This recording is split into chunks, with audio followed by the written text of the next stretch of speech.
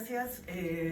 Les voy a hablar un poco sobre la problemática actual del cambio climático y luego vamos a ir aterrizando de lo global a lo local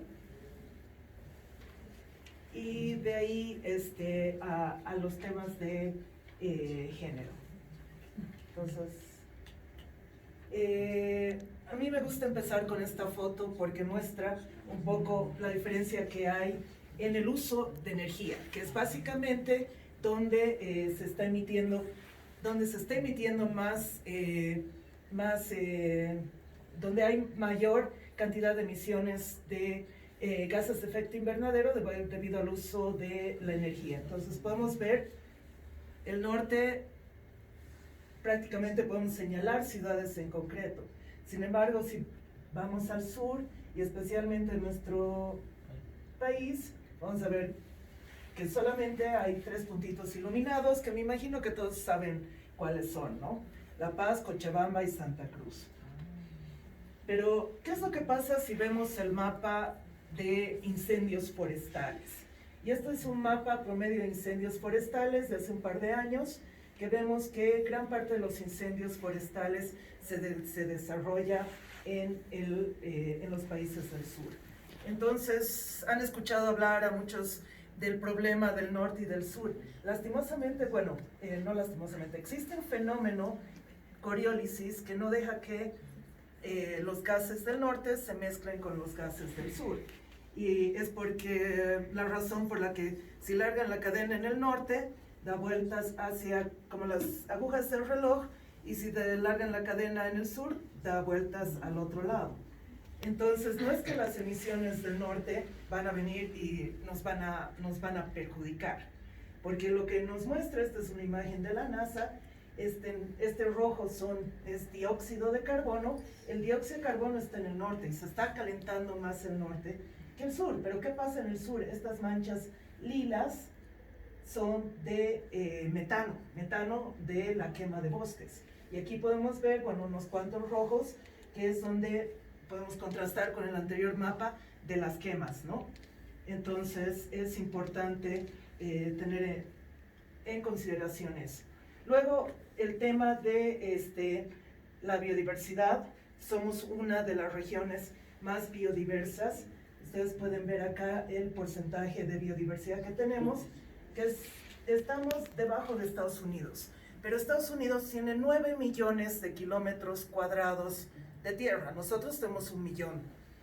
Y en 1 millón estamos casi a la par de Estados Unidos, que en tamaños 9 veces más grande que nosotros. Y no olvidemos que nosotros no tenemos costa. Pero si tuviéramos costa estaríamos entre uno de los primeros países, porque Brasil no tiene los Andes como nosotros tenemos. Estas son las características ambientales de la región andina. Somos una de las regiones que más agua tiene, por ejemplo. Y tenemos que empezar a analizar, a ver el tema de los impactos, de que los impactos ambientales, de lo que los fenómenos como el cambio climático no reconocen las fronteras políticas, ¿no? Es por eso que necesitamos áreas más grandes para analizar los problemas climáticos. Y es ahí que vemos el ciclo hidrológico de la región latinoamericana. En el lado tenemos el Pacífico, y el Pacífico va a influenciar de todo lo que son los climas costeros. Luego tenemos la cordillera de los Andes y luego tenemos la Amazonía. Entonces, lo que pasa en la Amazonía, se evapora, pasa el fenómeno de evapotranspiración que va a chocar contra la cordillera y así se van a generar diferentes ecosistemas con diferentes grados de lluvia. Sin embargo, la Amazonía es el regulador, pero hemos visto el tema, bueno, no hemos visto, pero tenemos que analizar el tema de las quemas. ¿Qué es lo que le están haciendo las quemas de estos bosques a la región, a nuestros climas? Y es ahí de que, o sea, no estamos hablando de cambio climático en grande, sino local. La relación que existe entre tierras altas y tierras bajas. Y por eso, cuando quemamos los bosques, pasan 2 cosas. Uno, van a haber emisiones no solo de dióxido de carbono, sino de partículas de carbón negro u hollín, que se van a pegar a los glaciares.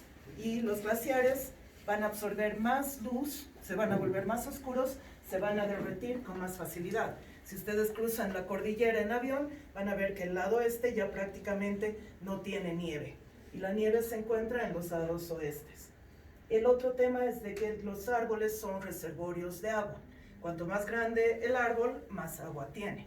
Estamos deforestando árboles muy antiguos que están teniendo un impacto en la región. Y me da pena de que se haya ido el amigo que habló de Santa Cruz, porque esto está incidiendo, por ejemplo, en el tema de soya. Los rendimientos de soya están bajando porque la región se está volviendo más árida. Y eso está generando una serie, bueno, eso está más relacionado al tema económico. Y por el otro lado también tenemos el fenómeno de la niña y el niño, que son fenómenos que se conocen desde antes de la colonia, por ejemplo. Los incas ya lo tenían registrado, sabían cuándo venía y demás. Pero lo que estamos viendo es que se están incrementando. Hemos visto un super niño, por ejemplo, del 2014 hasta mediados del 2016, y luego una niña que nos ha dejado sin agua a la ciudad de La Paz. Y eso es parte del tema de los impactos que está teniendo el cambio climático en la región. Ahora, ¿qué es lo que está pasando en Bolivia? En tierras altas, nuestro principal problema es el agua. Como ya mencionamos, existe esta dinámica entre los diferentes componentes que tenemos dentro del continente, y en tierras altas lo que vemos es que cada vez existe más deficiencia de agua.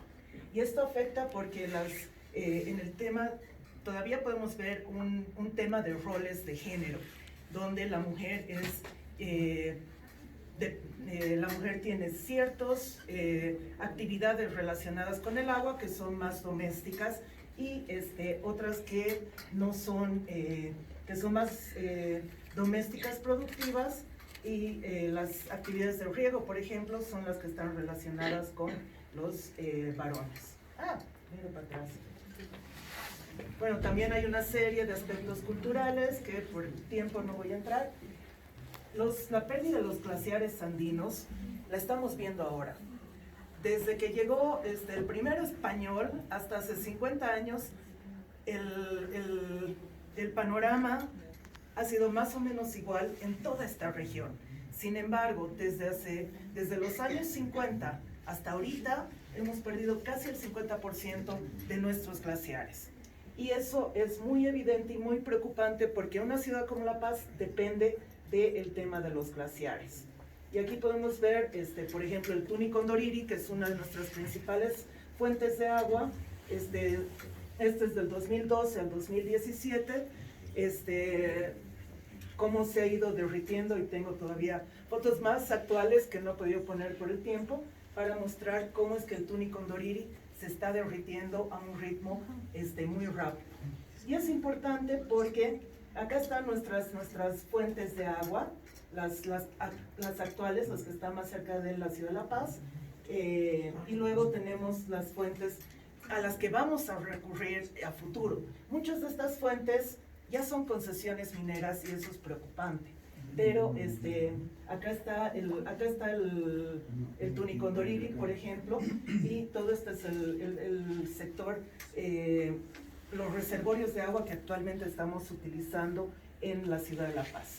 En el tema del trópico húmedo, bueno, ya se mencionó el tema de las inundaciones, que es lo que más preocupa, pero por otro lado tenemos los incendios forestales, y esta es la Chiquitanía. La Chiquitanía es la transición entre el trópico húmedo y el Chaco. ¿Y qué es lo que está pasando? En todos estos lugares que se han quemado el año 2019, que era Chiquitanía, parches de bosque, que es el único país del mundo que tiene Chiquitanía, ese tipo de transición. Ahora lo que hemos visto es que la vegetación que está emergiendo es vegetación de Chaco. Entonces este ecosistema de Chiquitanía ahora se está volviendo Chaco, y eso significa que se está volviendo cada vez más seco, y eso tiene implicancias tanto en la producción de soya como en otro tipo de producciones, como es la de frijoles.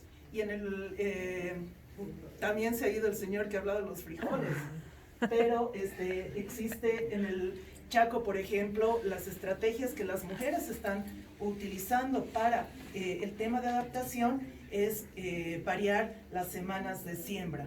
Entonces, ellas se han organizado para una familia siembra la primera semana, la siguiente la segunda semana, y así sucesivamente, cosa de que si hay un fenómeno que no les permite, que les va a dañar la producción, siempre se aseguran de que por lo menos alguien tenga producción. Y eso es en base a la organización de las mujeres. También se ha visto temas del uso de tecnología, por ejemplo.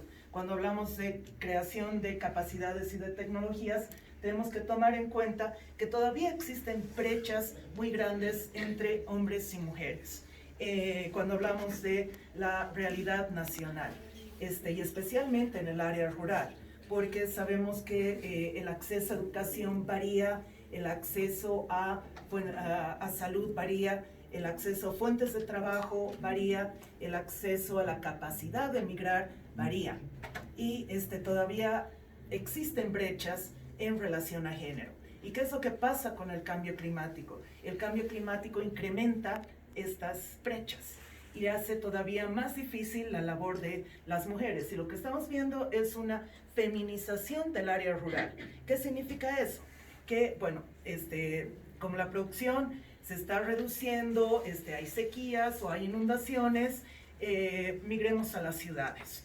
Entonces, ¿pero quién tiene más posibilidades de migrar? Generalmente son los varones los que tienen más posibilidades de migrar. Y para los que están en las ciudades, migrar al norte, ¿no? O a países vecinos. ¿Por qué? Porque hay más posibilidades de trabajo y demás. Y es así que el área rural se está quedando con mayor cantidad de mujeres que las áreas urbanas, en comparación a las áreas urbanas, por ejemplo. Y eso va a tener sus repercusiones de aquí a unos años. Y es en ese sentido que tenemos que tomar en cuenta a la hora de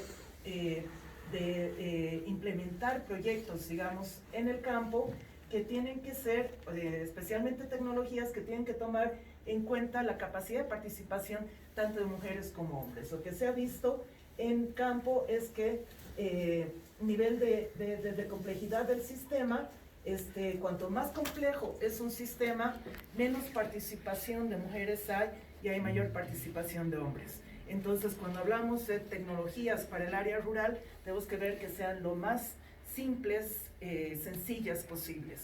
Porque si vemos los datos, por ejemplo, de quienes entran a la universidad en Bolivia, hay más posibilidades que las mujeres salgan que los hombres. Pero si vamos al área rural, solamente el 20% alrededor, porque no hay datos actualizados, el 20% de las mujeres va a terminar el ciclo básico de educación. Entonces, y esto va creando este tipo de barreras que luego hacen mucho más difícil los temas de adaptación y de resiliencia al cambio climático. Muchas gracias. Espero haberlo hecho muy bien. Y más bien me gustaría saber si hay alguna pregunta o algún tema que les gustaría profundizar.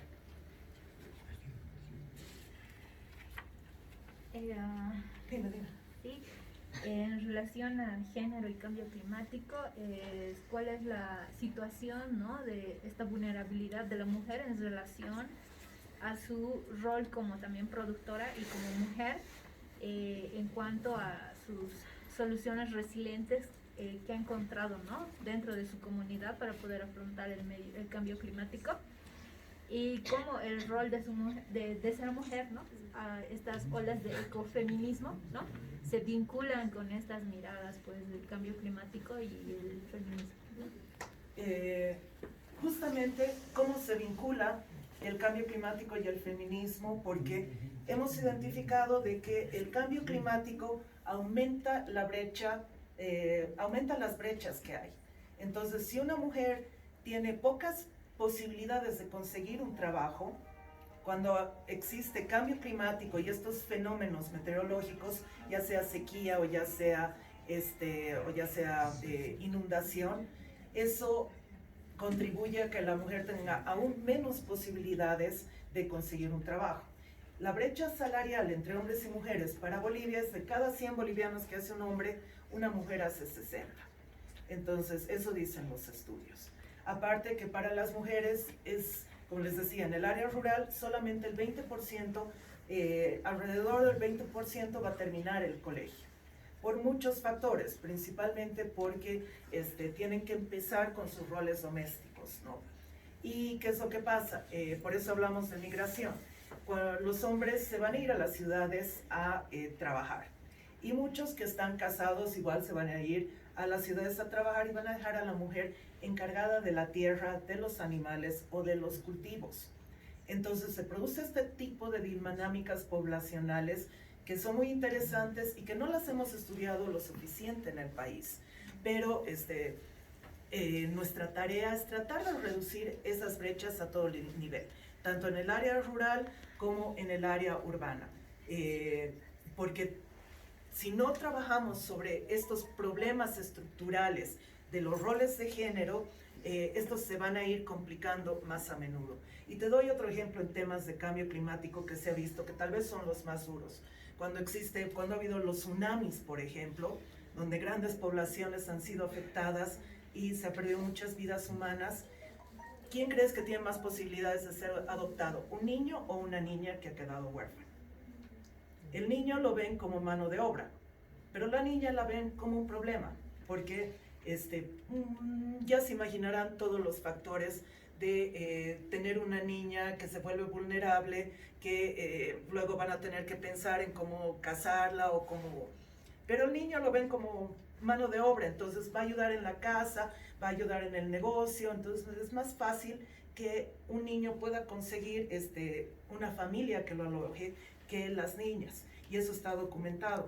Y también otro de los problemas que se ha visto en cuestión de género, justamente en este tema de los tsunamis, es que, por ejemplo, se enseñaba a los niños a nadar, y a las niñas, por cuidarlas, y no se les enseñaba a nadar. Entonces, cuando ha habido los tsunamis, o sea, las personas que tenían menos conocimiento de cómo nadar, que por lo general eran las mujeres ya mayores, que no se les enseñó de niñas, empezaron, o sea, no pudieron enfrentar algo como un tsunami. Entonces, esos son temas que tenemos que ir viendo. Nosotros no nos preocupamos de tsunamis, pero cuando hay sequías, cuando hay inundaciones, Pucarani, por ejemplo, cuando se inundó, que es una zona de ganadera, donde las mujeres son las que están más involucradas con el negocio de la leche, por ejemplo, tuvieron que vender sus animales porque no podían tomar el agua. Ese era el agua, todo el desagüe de la ciudad del Alto que inundó todo Pucarani, y el tema de los animales, si se quedaban ahí se morían. Entonces tuvieron que llevar los animales a otro lugar, o sea, estaba ya hablando vacas, y empezar a venderlos. Y eso fue en desmedro de las productoras lecheras en gran parte y queseras. Entonces, por eso es importante tomar en cuenta de que el cambio climático tiene una dimensión de género y empezar a que las soluciones del cambio climático tomen en cuenta esta dimensión. Gracias. Vamos a darle un fuerte aplauso a la licenciada Carmen, quien es experta internacional en política ambiental, ingeniera agrónoma con mención en desarrollo sostenible y agroecología, titulada en la Universidad Mayor de San Andrés. De esta forma, es miembro de varias redes relacionadas a los diferentes procesos de las Naciones Unidas. Ahora, seguidamente tenemos a Amor.